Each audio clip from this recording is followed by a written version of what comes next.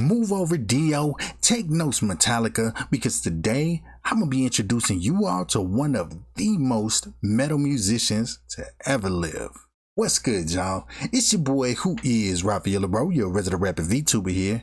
And in today's episode of raw artistically rambling about historical people that nobody ever asked him about, I'm going to tell y'all about one of my all-time favorite violinists, Niccolò Paganini.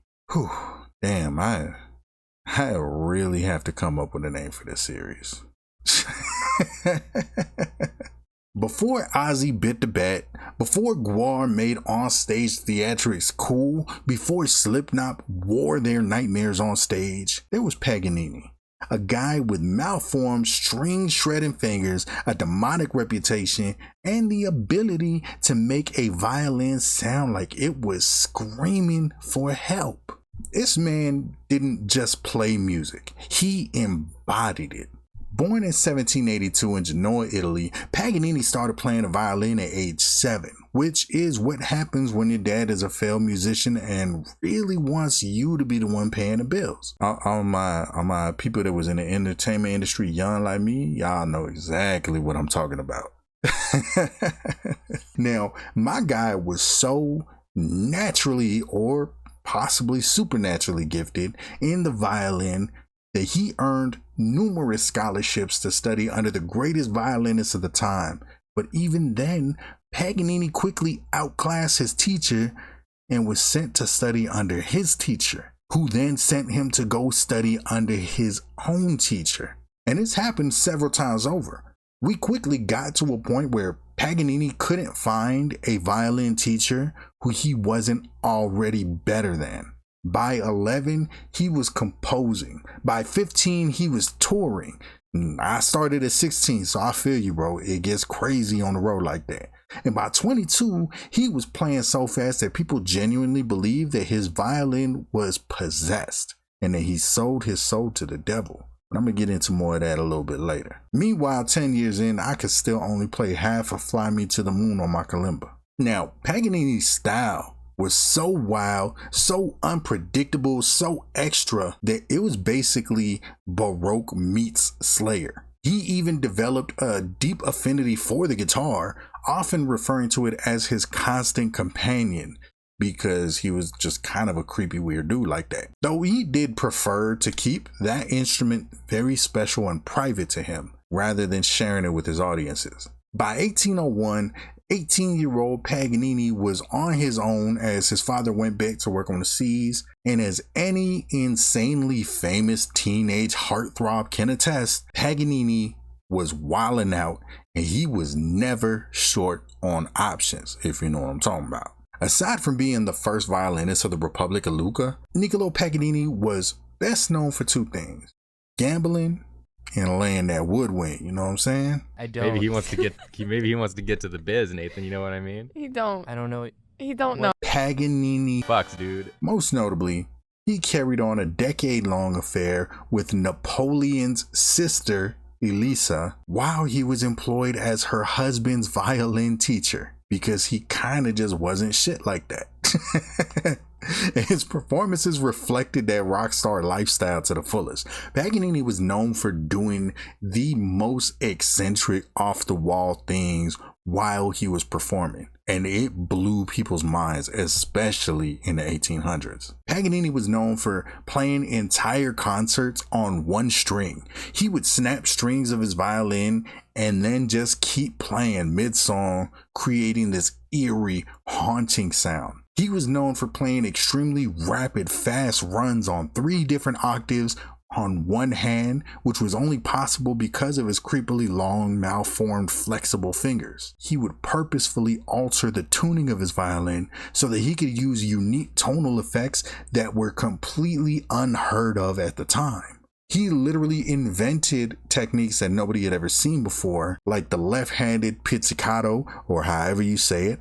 I don't know. I'm not going to pretend I know. AKA plucking the strings with one hand while bowing with the other, because, like, playing like a goddamn hurricane wasn't impressive enough. But let's talk about Paganini's vibe for a second though. You see, Paganini was 6'1", very tall for that time period, extremely gaunt, pale. He had long black stringy hair, often wore all black clothing at all times, had hollow cheeks with very prominent cheekbones accentuated by his magnificent ass mutton chops, and fingers so long that they kind of low-key look like bony chopsticks. Basically what I'm saying is he walked so that Tim Burton's art style could run. And the fact that he played the violin, which was very much at the time considered to be the devil's instrument, this only magnified his like ideal goth Tumblr boy aesthetic.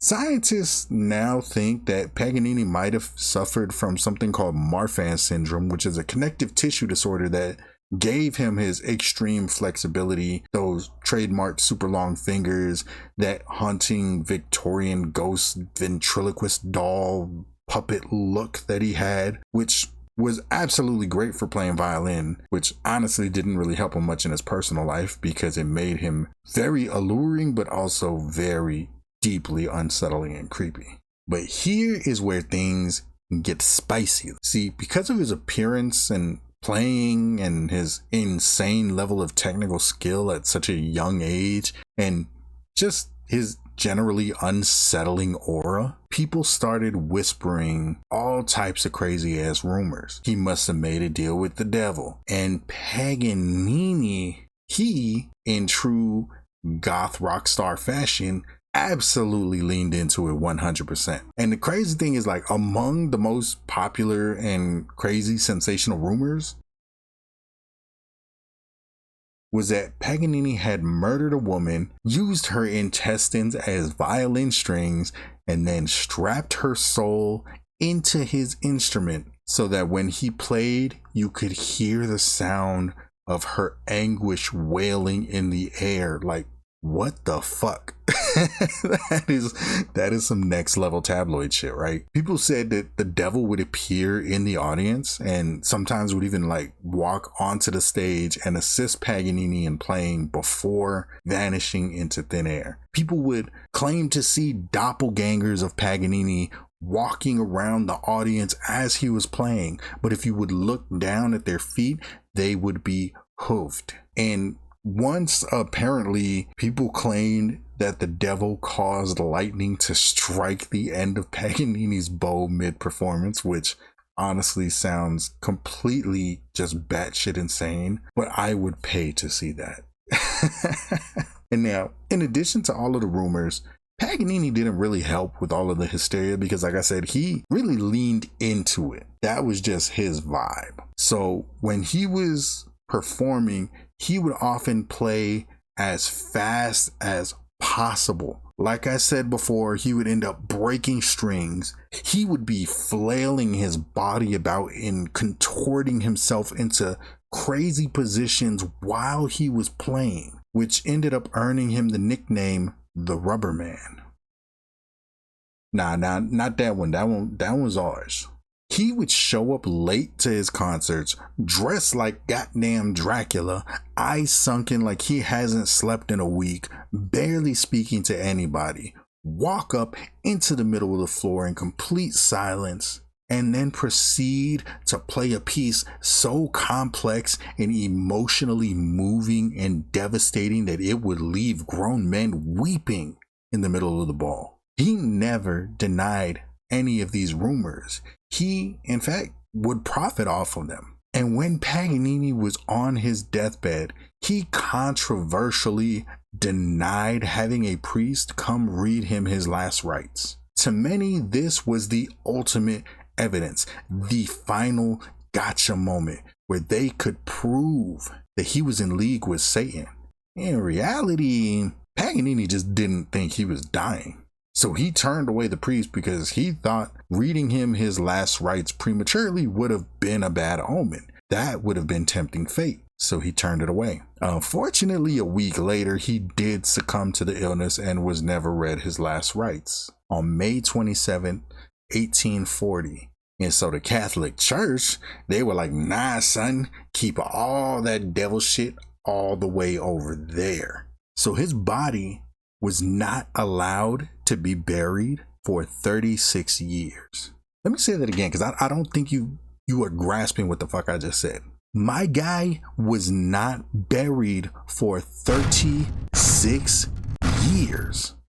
He was shipped all around Europe like a goddamn haunted Amazon package. It took 4 years and a letter to the Pope himself just to allow the body to be brought back to his home of Genoa. But he still wasn't allowed to be buried there because he never received his last rites. The Catholic Church was not having that. So his body was eventually laid to rest in Parma in 1876. But y'all ain't think the story was over yet, right? Because like, it hasn't gotten ridiculous enough apparently. 17 years after his burial, Paganini's body was dragged right back up out the ground just so it could be viewed at the request of Czech violinist this name.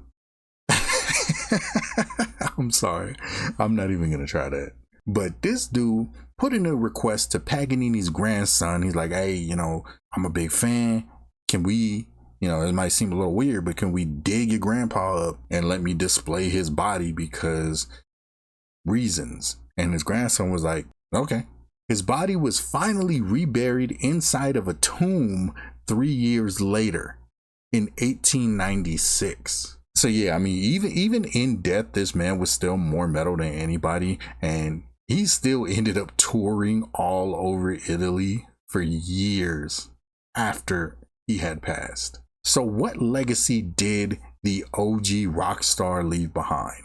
Paganini inspired Franz Liszt to invent the rock star pianist persona. He had a direct influence on romantic composers like Chopin, Schumann, and others. He invented the idea that a soloist could be a one-man concert event, which would not be fully realized and appreciated until Franz Liszt came in creating Listomania, which was a direct parallel to the type of craze that the young Paganini had created years before. Paganini didn't just change music. He turned the violin into a weaponized flex. He made it a respected instrument that royalty was happy and proud to display to the world. He gave a level of legitimacy to the violin that it had not had before that. And he possibly invented the modern contextual image of the tortured musical genius. Without Paganini, there's no Jimi Hendrix wailing on the guitar as fast as he can. There's no Manson. There's no Eddie Van Halen. He was the blueprint of a rock star. A man who played like a god and laughed in his face, looked like death incarnate, and marketed himself like a metal band. I am talking sex, drugs, and rock and roll. He embodied it all. Paganini was weird as hell, wild as hell, and terrifyingly good. He shattered musical boundaries, terrified audiences, and may or may not have been rinsing fingers from Satan's own bony ass hand. And in a world of powdered wigs and proper posture, he said, nah, I'm gonna do things my way and become immortal. So rock on, Niccolo. Rock on.